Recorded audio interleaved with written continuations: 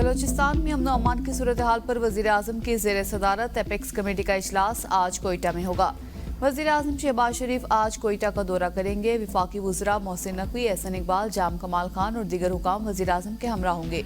ज़राए सूबाई हुकूमत के मुताबिक इजलास में वज़ीर आला बलोचिस्तान मीर सरफराज बुगटी और दीगर अस्करी और सिविल हुकाम भी शिरकत करेंगे।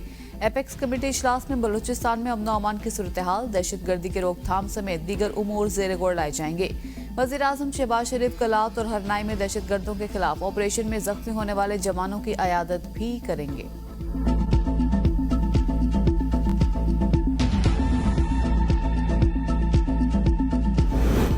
इस्लामाबाद हाई कोर्ट में जजेस की तैनाती के खिलाफ इस्लामाबाद बार का आज डिस्ट्रिक्ट बार और हाई कोर्ट में हड़ताल का ऐलान। मुल्क भर की बार कौंसिल से अदालती कार्रवाई के बायकॉट का मुतालिबा। इस्लामाबाद बार की जजेस की तैनाती पर वजारत कानून के नोटिफिकेशन की शदीद मुजम्मत। Vice chairman Islamabad bar council Aleem Abbasi advocate ने मीडिया से गुफ्तगू में कहा, इस्लामाबाद में बदनीयती से ट्रांसफर हुए, आज़ाद अदलिया पर हमला हुआ, जुडिशल कमीशन का इजलास बदनीयती पर बुलाया गया। 26वीं तरमीम काला कानून है जिससे पाकिस्तानी आइन को पामाल किया गया। अगले लाए अमल का ऐलान आज कन्वेंशन में होगा। इस्लामाबाद बार कौंसिल का हंगामी इजलास, वजारत कानून से नोटिफिकेशन वापस लेने का मुतालिबा। एलामिये में कहा, ऐसे इकदाम अदलिया की आज़ादी पर हमले के मुतरादिफ और आइन और कानून के खिलाफ हैं।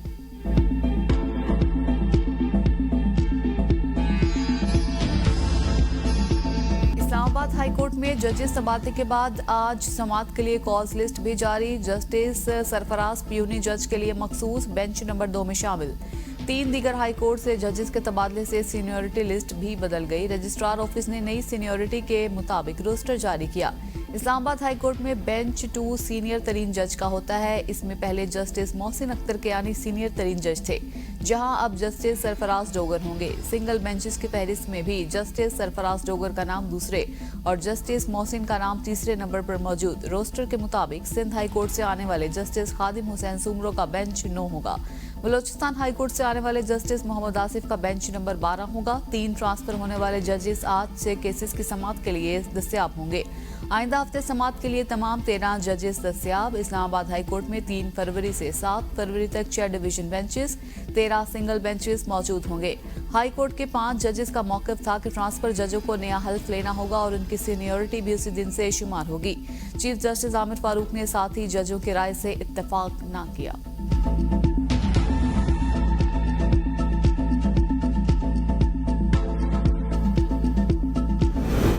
आइन के मुताबिक जज एक हाई कोर्ट से दूसरी हाई कोर्ट में जा सकता है। इरफान सदीकी कहती हैं, क्या तमाम जजेस ने आइन की पासदारी और तहफ़्फ़ुज़ का हल्फ उठा रखा है?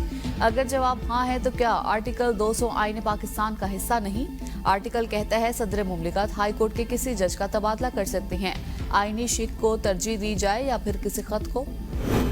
हाई कोर्ट में 13वां जज लगाकर आइन और कानून के खिलाफ काम किया गया। सदर इस्लामाबाद हाई कोर्ट बार रियासत अली आज़ाद कहते हैं, आइन के मुताबिक हाई कोर्ट में जजेस की तादाद 12 है और अब 13 हो गई है। जिस कोर्ट में जजेस की मखसूस तादाद ही 12 है तो फिर 13 कैसे कर दी? हम सिर्फ ये कहते हैं कि सीनियरिटी को मलहूज़े खातिर रखा जाए। पंजाब में 2 लाख से ज़ायद केसेस ज़ेर इल्तवा हैं, वहाँ जजेस की ज़रूरत है।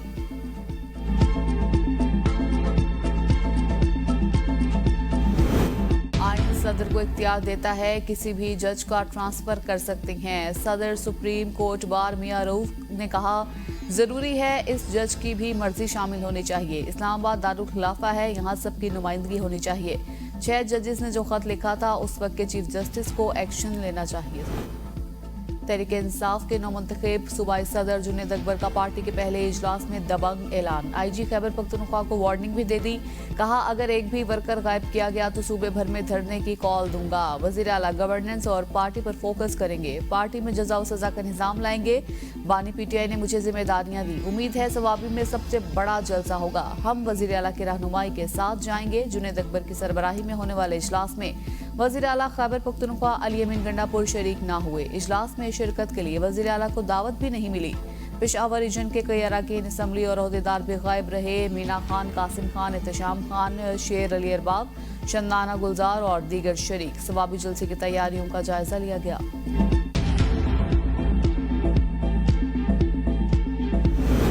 PTI वालों को बगैर इजाजत इस्लामाबाद आने की कोई छूट नहीं। चौथी बार भी इस्लामाबाद आने का शौक पूरा कर लें। बैरिस्टर अकील मलिक कहते हैं पीटीआई की बातें पाकिस्तान मुखालिफ और मुल्क दुश्मनी पर मबनी हैं। सदर ट्रंप से पीटीआई ने अनोखी उम्मीदें लगा ली थी। इदारे अपनी हुदूद में रहकर काम करेंगे तो मुल्क तरक्की करेगा। सूबे में हुकूमत होने का मतलब ये नहीं सूबे को मुल्क से लाताल्लुक कर दे। मौलाना ने भी कहा खैबर पख्तूनख्वा में भी फॉर्म 47 की हुकूमत है। पीटीआई वाले पहले मौलाना फजल रहमान के तहफ़्फ़ुज़ात दूर करें। हुकूमत के लिए मुश्किलात जरूर हैं, हर रोज नया चैलेंज होता है। हमारा फोकस अवाम की फलाह बहबूद पर है। पीके एक्ट पर मौलाना फजल रहमान ने सदर मुमलिकत से राबता किया। हमने मीडिया की ज्वाइंट एक्शन कमेटी पर दावत दी। पीके एक्ट में बेहतरी आ सकती है, हमारे साथ बैठिए।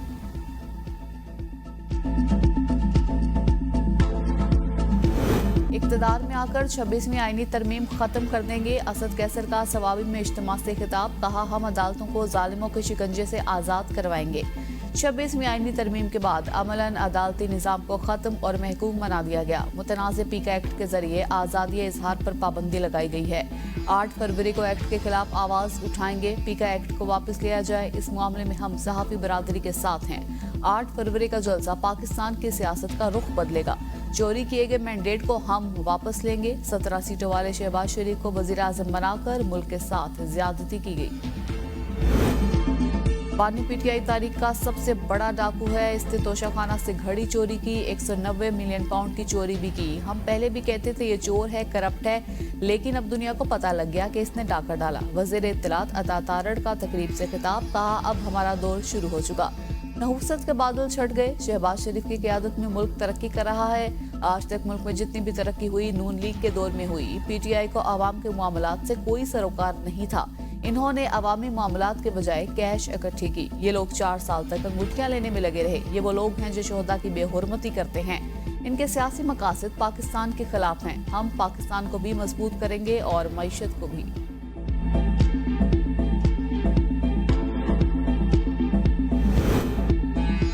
खुर्रम में क़याम अमन के लिए फ़रीक़ैन का इस्लामाबाद में जिरगा। एक दूसरे के हुकूक का ख्याल रखने पर इत्तेफाक। फ़रीक़ैन एक दूसरे के मुक़द्दसात का एहतराम करेंगे। जिरगा मेंबर सैयद रज़ा हुसैन के मुताबिक जिरगे में क़याम अमन के लिए ज़रूरी इक़दामात पर बातचीत हुई। दोनों फ़रीक़ैन के उमायदीन के जिरगे की दूसरी नशिस्त आज पेशावर में हुई। तवील बदअमनी के दौरान पहली बार उमायदीन आपस में बैठे, गिले शिकवे किए। उमायदीन ने साबिक सेनेटर मियाँ सैयद सजाद के घर खाना खाया।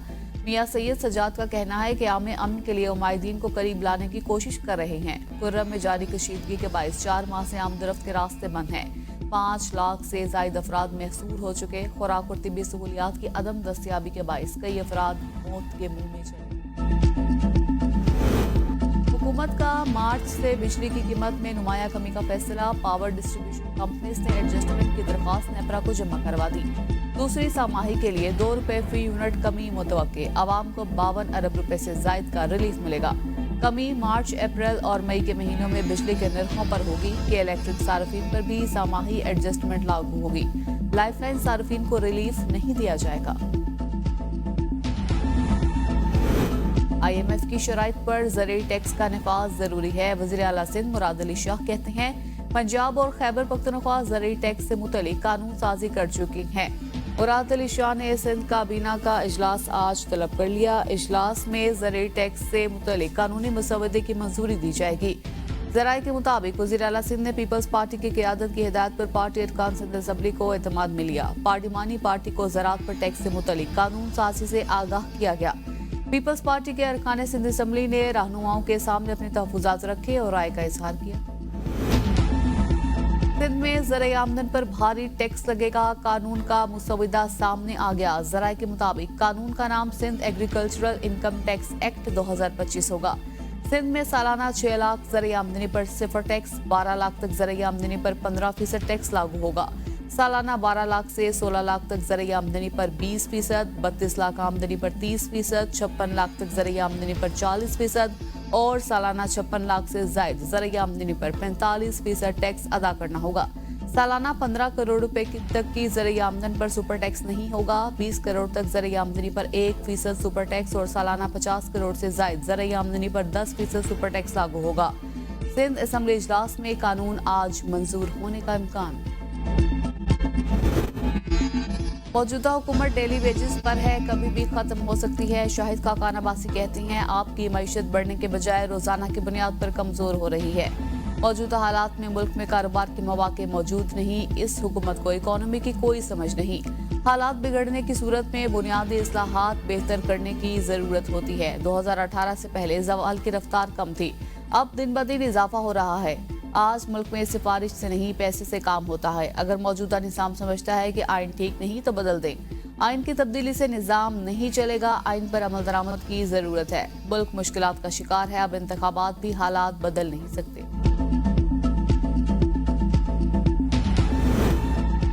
जजेस के इस्तीफों से मुल्क को कोई नुकसान नहीं होगा। वफाकी वज़ीर सनअत व पैदावार राना तनवीर हुसैन कहती हैं, आवाम को जल्द इंसाफ की फराहमी के लिए नए जजेस लगाए जा रहे हैं।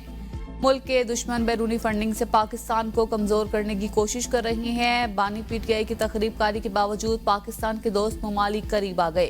पाकिस्तान के अमरीका के साथ अच्छे ताल्लुकात, दीगर ममालिक के साथ अमरीकी इक्तसादी तनाज़ात का पाकिस्तान पर कोई असर नहीं होगा। पीपल्स पार्टी ने PK एक्ट के हक में वोट दिया। अब मीडिया पर एक्ट की मुखालफत करके दोगलेपन का मुजाहरा न करे।